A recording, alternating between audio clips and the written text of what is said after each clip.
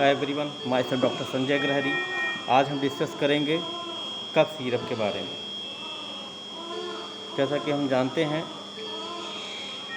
Market में बहुत तरह के कफ सिरप आते हैं, पर अप्रोप्रिएट मात्रा में कौन सी कफ सिरप किस टाइप के कफ में यूज़ करना चाहिए, इसके बारे में डिस्कस करेंगे। 6 साल से कम के बच्चे में इम्पॉर्टेंट पॉइंट, हमें कफ सिरप अवॉइड करना चाहिए, क्योंकि अभी तक जो भी रिसर्च हुए हैं, इसकी कितना हार्म है, कितना इसका यूज़फुल है, ये पूर्णतः हमें पता नहीं है। मार्केट में कफ सिरप ऐसे 5 प्रकार के होते हैं। कफ एक्सपेक्टोरेंट, जो बलगम को बाहर करता है।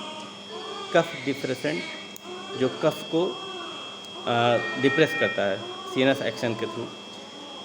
ब्रांकोडायलेटर, ये कफ सिरप वीज़, जिसमें रिस्पिरेटरी के समय आवाज़ आती है, सांस लेने में दिक्कत होती है, और वीज़ में यूज़फुल होता है।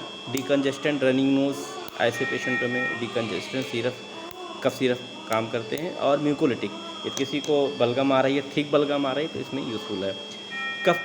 अब एक एक कफ सिरप के बारे में हम बात करते हैं अलग अलग। कफ एक्सपेक्टोरेंट, कफ एक्सपेक्टोरेंट है, ये इसका जो फार्मूला है गुएफेनेसिन, इसका जो कंपोजिशन होता है इस तरह के कफ सिरप में। बस कफ एक्सपेक्टोरेंट के साथ हमें एंटीहिस्टामिनिक यूज़ नहीं करना चाहिए, क्योंकि जो एंटीहिस्टामिनिक होता है वो म्यूकस को ड्राई कर देता है, जिससे एक्सपेक्टोरेंट जो कफ है उसके एक्शन को हिंड्रेंस करता है। अब गुएफेनेसिन की जो डोज होती है, किस एज में कितनी डोज होनी चाहिए, जैसे 6 से 12 साल का पेशेंट है, तो इसमें जो पर डे हम 100 to 200 mg पर डोज के हिसाब से दे सकते हैं। मोस्ट ऑफ कफ सिरप में 5 ml में ये 50 मिलीग्राम होता है, तो हम इसको 10 ml तक यूज़ कर सकते हैं आसानी से। 12 साल से ज़्यादा का पेशेंट है तो हम जो डोज होता है 200 to 400 mg पर 200 to 400 mg पर डोज यूज कर सकते हैं। मैक्सिमम हम 2400 मिलीग्राम यूज कर सकते हैं। इसके अलावा दूसरा कफ सिरप आता है कफ सप्रेसेंट। ये जो कफ सिरप है, ये सीएनएस एक्शन के थ्रू जो इरिटेशन होती है और जो कफिंग अर्ज है, इसको कम करता है। ये ड्राई कफ में यूज़फुल है, इरिटेटिंग कफ में यूज़फुल है। इसके 2 फार्मूला होते हैं, कोडीन और डेक्सोमेथार्फन। कोडीन तो अब बैन है इंडिया में, पर अभी डेक्सोमेथार्फन के कफ सिरप आते हैं। डेक्सोमेथार्फन जो होती है ओपियोइड डेरिवेटिव होती है। ये इस कफ सिरप इस कंपोनेंट की वजह से एलर्जिक रिएक्शंस भी हो सकते हैं, तो ध्यान रखना होता है। और इसको एंटी डिप्रेसेंट के साथ हम प्रिस्क्राइब नहीं करते। इसकी जो डोजिंग होती है वेट के हिसाब से होती है। 8 से 15 किलो का बच्चा है तो उसमें हम 2.5 मिलीग्राम पर डोज TDS या क्यूवाइडिन दे सकते हैं। 16 से 20 किलो का बच्चा है तो 5 मिलीग्राम TDS या क्यूवाइडिन दे सकते हैं। 21 से 30 किलोग्राम का है तो 7.5 मिलीग्राम TDS, और 30 से 40 मिलीग्राम है तो 12.5 मिलीग्राम TDS, और एडल्ट है तो 20 मिलीग्राम तक हम दे सकते हैं। इसकी डोजिंग इतनी है। इसके अलावा जो अगला कफ सिरप आता है वो डिकंजेस्टेंट। ये क्या करता है, ये वैसोकॉन्स्ट्रिक्शन करता है, नेजल म्यूकोसा का वैसोकॉन्स्ट्रिक्शन करता है, जिससे जो म्यूकोसल एडिमा होती है वो डिक्रीज़ होती है। इसके जो इसमें जो ड्रग्स होती हैं, जो कंपोनेंट होते हैं कफ सिरप में, ये फिनाइलेफ्रिन, जाइलोमेटाजोलिन, ये सब होती हैं। मेनली फिनाइलेफ्रिन ही होता है। इसका जो डोजिंग होती है 2 साल से 6 साल के बीच में 2.5 मिलीग्राम, और 6 से 12 साल के पेशेंट में 5 मिलीग्राम TDS यूज कर सकते हैं। मैक्सिमम 15 मिलीग्राम तक यूज़ कर सकते हैं। और ज़्यादातर कफ सिरप में इसकी जो डोजिंग होती है ये 5 मिलीग्राम होती है 5 ml में। अगला है म्यूकोलिटिक्स। ये लोअर रिस्पिरेटरी ट्रैक्ट इन्फेक्शन में यूज होता है, जिस पेशेंट में थिक म्यूकस आती है। ये डाइल्यूट कर देता है म्यूकस को, और इससे आसानी होती है एक्सपेल आउट होने में। इसके जो इसमें जो दवाइयाँ आती हैं ब्रोमहेक्सिन और एम्ब्रोक्सल, ये 2 मेनली दवाइयाँ कफ सिरप में होती हैं। अगला है ब्रांकोडायलेटर। ब्रांकोडायलेटर ये उस पेशेंट में यूज होता है जिसमें वीज़ के साथ प्रेजेंट कफ वीज़ के साथ आ रही हो। इसके जो ड्रग्स हैं साल्ब्यूटामॉल, लीवोसाल्ब्यूटामॉल और टर्बिटलिन। साल्ब्यूटामॉल की डोजिंग है 2 साल से 6 साल के पेशेंट में 0.1 टू 0.2 mg पर केजी पर डोज। TDS 6 से 12 साल का है तो 2 से 4 मिलीग्राम TDS में यूज कर सकते हैं। ये पर डोज की डोजिंग है। मैक्सिमम 24 मिलीग्राम एक दिन में। 12 साल से ऊपर है तो 2 से 4 मिलीग्राम ही यूज होगा एक बार में, और मैक्सिमम 32 मिलीग्राम।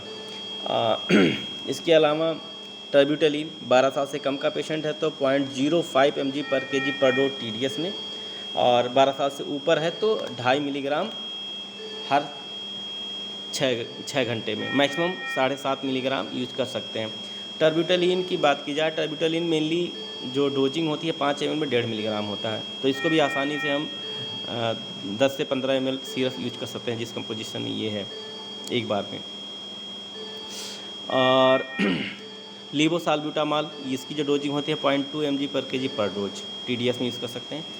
बट जो मार्केट में कफ सिरप आती है, इनके अलावा कफ सिरप में जो कंपोजिशन ऐड होता है, एंटीहिस्टामिनिक भी ऐड होती है, जो फर्स्ट जनरेशन एंटीहिस्टामिनिक होती हैं, लाइक क्लोरफेनरामीन, डाइफेनहाइड्रामीन, ये दवाइयाँ भी ऐड अप रहती हैं। और ये जो एंटीहिस्टामिनिक उस पेशेंट में ज़्यादा यूज़फुल है जिसमें नेजल इचिंग होती है, रनिंग नोज हो रही हो, स्नीजिंग हो रही हो, उसमें ये यूज़फुल होती हैं। जैसे क्लोरफेनरामीन की जो डोजिंग होती है वो 0.35 mg पर केजी पर डे यूज कर सकते हैं, और 1 से 6 साल का पेशेंट है तो 1 मिलीग्राम एक बार में 1 मिलीग्राम।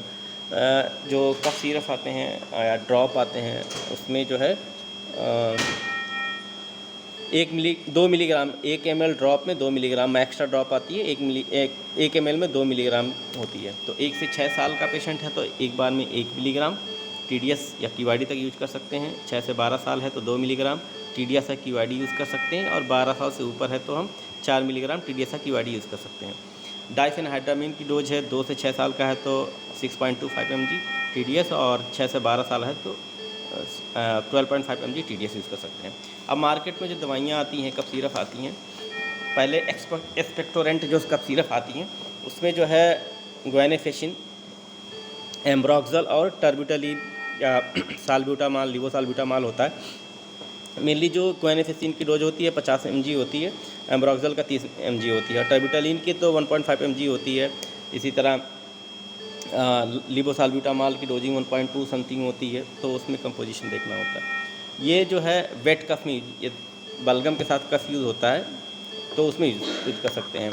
इसके अलावा सप्रेशेंट आती है, जैसे उसमें जो है जो कंपोजिशन यूज़ होती है उसमें डेक्सामेथासोन 5 ml में 10 मिलीग्राम, फिनाइलेफ्रिन 5 ml में 5 मिलीग्राम, और क्लोरफेनरामीन 5 ml में 2 मिलीग्राम, ये कंपोजिशन के साथ मिली आते हैं।